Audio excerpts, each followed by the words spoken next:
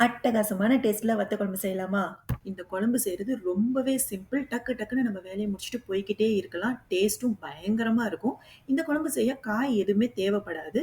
அது மாரி செஞ்சு நீங்க ஃப்ரிட்ஜ்ல வச்சு கூட யூஸ் பண்ணிக்கலாம். 1 மந்த் வரைக்கும் கெட்டு போகாம இருக்கும். நான் இன்னைக்கு கொஞ்சம் குழம்பு நெறையவே செய்ய போறேன். அதனால ஒரு மீடியம் ஆரஞ்சு சைஸ் அளவுக்கு புளி எடுத்திருக்கேன். உங்களுக்கு ஸ்டோர் பண்ணி வைக்க வேணாம், கொஞ்சம் தான் செய்ய போறீங்கன்னா, நான் சொல்றதுல எல்லாத்துலயுமே அப்படியே ஆஃப் அமௌண்ட் யூஸ் பண்ணுங்க. அதுவே உங்களுக்கு கரெக்ட்டா இருக்கும். அதாவது நான் ஆரஞ்சு சைஸ் புளி எடுத்திருக்கேன்னு சொன்னதுல, நீங்க வந்து ஒரு லெமன் சைஸ் அளவுக்கு புளி எடுத்தாலே போதும். புளிய எப்போதுமே வெதுவெதுப்பான தண்ணீல அப்படி பிரிச்சு போட்டு ஊற வைங்க. சீக்கிரமாவே ஊறிடும். ஒரே மெத்தடுலயே நம்ம 3 குழம்பு வச்சிரலாங்க. நெறைய சின்ன வெங்காயம் போட்டீங்கன்னா, வெங்காய குழம்பு. வத்தல் போட்டீங்கன்னா, வத்த குழம்பு. பூண்ட நெறைய போட்டீங்கன்னா, பூண்டு குழம்பு. அவ்வளதான். நான் 2 முழு பூண்டு எடுத்திருக்கேன். தோல உரிச்சுட்டு யூஸ் பண்ணிக்கலாம்.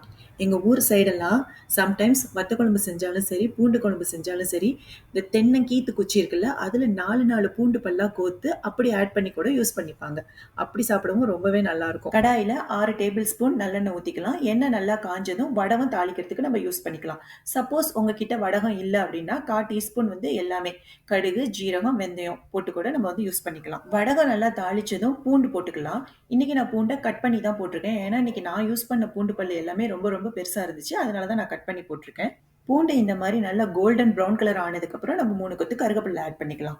நீங்க இன்னுமே கருவேப்பிலை ஆட் பண்ணா ரொம்பவே நல்லது தான். நல்லா டேஸ்ட்டா இருக்கும். வத்தல் வந்து உங்க சாய்ஸ் தான். என்ன வத்தல் வேணாலும் யூஸ் பண்ணிக்கலாம். சில பேர் ஒரு வத்தல் போட்டு கூட குழம்பு வைப்பாங்க. நான் இன்னைக்கு யூஸ் பண்ணியிருக்கிறது மாங்கா வத்தல், கத்திரிக்காய், கொத்தவரங்கா, சுண்டைக்காய், அதுக்கப்புறம் வந்து மணத்து தக்காளி வத்தல் யூஸ் பண்ணியிருக்கேன். வத்தல்லாம் நம்ம நல்லா கழுவிட்டு யூஸ் பண்ணிக்கலாம். கழுவுனதுக்கப்புறம் கடாயில ஆட் பண்ணி ஒரு 1 ஆர் 2 மினிட்ஸ் ஆச்சு அத வதக்கணும். அப்பதான் அந்த வத்தல்லாம் வந்து சாஃப்ட் ஆகும். புளி கொஞ்சம் இந்த குழம்புக்கு அதிகமா யூஸ் பண்றதுனால, நம்ம அதுக்கு தகுந்த மாரி காரமும் ஆட் பண்ற மாரி இருக்கும். நான் இன்னைக்கு 5 ஸ்பூன் மிளகாத்தூள் ஆட் பண்ணியிருக்கேன். மிளகாத்தூள ஆட் பண்ணதுக்கப்புறம் லைட்டா வதக்கி விட்டுக்கலாம். 1 மினிட் ஆச்சு வதக்கி விடுங்க. ஆனா சிம்ல வச்சு வதக்கி விடுங்க. பொடியெல்லாம் ஆட் பண்ற வரைக்கும் அடுப்பு சிம்லயே இருக்கட்டும்.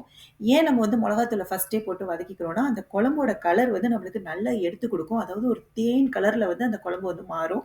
அதுக்காக தான். நெக்ஸ்ட்டு 1/4 ஸ்பூன் மஞ்சள் தூள், அப்புறம் 3 ஸ்பூன் மல்லித்தூள் ஆட் பண்ணிக்கலாம். அதாவது நான் 5 ஸ்பூன் மிளகாத்தூளுக்கு, அதாவது 5 டேபிள் ஸ்பூன் மிளகாய் தூளுக்கு 3 டேபிள் ஸ்பூன் மல்லித்தூள் ஆட் பண்ணியிருக்கேன். சப்போஸ் நீங்க குழம்பு தூள் யூஸ் பண்றீங்க அப்படின்னா, 5லேருந்து 6 டேபிள் ஸ்பூன் வரைக்கும் குழம்பு தூள் ஆட் பண்ணீங்க. இப்போ 1/4 டேபிள் ஸ்பூன் மிளகு தூள் ஆட் பண்ணிக்கலாம். எல்லா தூளையும் ஆட் பண்ணதுக்கப்புறம் ஒரு 1 ஆர் 2 மினிட்ஸ் சிம்ல வச்சு வதக்கி விட்டுடுங்க. நான் இந்த குழம்ப கரைச்சு செய்யல. எல்லா தூளையும் நான் டைரக்ட்டாவே அப்படியே கடாயில ஆட் பண்ணி வதக்கி விட்டு தான் நான் செய்றேன். அது மாரி மிளகாத்தூள ஃபர்ஸ்ட்டு வதக்குனதுக்கு அப்புறமா மத்த பொடியெல்லாம் சேர்த்து வதக்கி விட்டுங்க. அப்பதான் அந்த கலர் ரொம்ப நல்லா இருக்கும் பார்க்க. இப்ப நம்ம கரைச்சு வச்சிருக்கிற புளி தண்ணிய ஆட் பண்ண போறோம். புளிய கரைக்கும்போது ரொம்பவே தண்ணியா கரைச்சிராதீங்க. அப்ப குழம்பு சுண்டி வரதுக்கு நம்மளுக்கு எப்படியும் ஒரு 45 மினிட்ஸ் ஆச்சும் எடுத்துக்கும். கொஞ்சம் திக்கான பேஸ்ட்டாவே கரைச்சு வச்சுங்க. தேவையான அளவுக்கு உப்பு ஆட் பண்ணிக்கலாம். நான் இன்னைக்கு 1 1/2 டீஸ்பூன் அளவுக்கு உப்பு ஆட் பண்ணியிருக்கேன். அவ்வளதாங்க. எல்லா தூளும் ஆட் பண்ணியாச்சு. ஸோ நல்லா குழம்ப கலந்து விட்டுட்டு மூடி போட்டுறலாம். இதுவரைக்கும் நம்ம எல்லா பொடியையும் வதக்குனது சிம்ல வச்சு தான் வதக்கணும். நல்லா குழம்ப கலந்து விட்டுட்டு மூடி போட்டதுக்கப்புறம், இப்ப ஹைல வச்சிரலாம் அடுப்ப. குழம்பு வந்து 5 நிமிஷத்துக்குள்ளாரயே நல்லா தள தளன்னு கொதிக்க ஆரம்பிச்சுரும். நம்மளுக்கு வந்து நல்லா குழம்பு சுண்டி வரணும். சுண்ட சுண்ட தான் அந்த குழம்பு வந்து ரொம்பவே டேஸ்ட்டா இருக்கும். அதனால மூடிய இந்த மாரி லைட்டா ஓப்பன் பண்ணி வச்சுட்டு, ஒரு 30 மினிட்ஸ் ஆச்சும் சிம்ல வச்சுருங்க. 30 மினிட்ஸ் கழிச்சு எடுத்து பார்த்தீங்கன்னா, அங்க பாருங்க கலர் என்ன சூப்பரா இருக்குன்னு. அப்படியே தேன் மாரி இருக்குல்ல. குழம்பு நல்லா சுண்டி வந்திருக்கு. பார்க்கறதுக்கே சூப்பரா இருக்கு. இது ஆப்ஷனல் ஸ்டெப்ஸ் தான். உங்களுக்கு புடிச்சதுன்னா ஒரு சின்ன பீஸ் வெல்லம் ஆட் பண்ணீங்க. ஏன் வெல்லம் ஆட் பண்றோம் அப்டின்னா வந்து, இது வந்து டேஸ்ட்ட வந்து பேலன்ஸ் பண்ணி குடுக்கும். அதாவது உரப்போ, உப்போ, இல்ல புளிப்போ எது அதிகமா இருந்தாலும் சரி, கொஞ்சமா வெல்லம் ஆட் பண்ணிட்டீங்கன்னா போதும். அந்த டேஸ்ட் வந்து நல்லா பேலன்ஸ் ஆயிடும். நல்லாருக்கும். அதனால சின்னதா வெல்ல கட்டி நான் ஆட் பண்ணியிருக்கேன். வெல்லம் ஆட் பண்ணதுக்கப்புறம் ஒரு 2 மினிட்ஸ் வந்து சிம்ல குழம்பு இருந்தா போதும். நம்மளோட வத்த குழம்பு ரெடி ஆயிடுச்சு. இந்த குழம்பு ரொம்பவே டேஸ்ட்டா இருக்கும். செஞ்சு பாருங்க. உங்கள்ட்ட வத்தல் இல்லன்னா கூட பரவால்ல. நல்லா பூண்டு ஆட் பண்ணீங்கன்னா, பூண்டு குழம்பா இது ரெடி ஆயிடும்.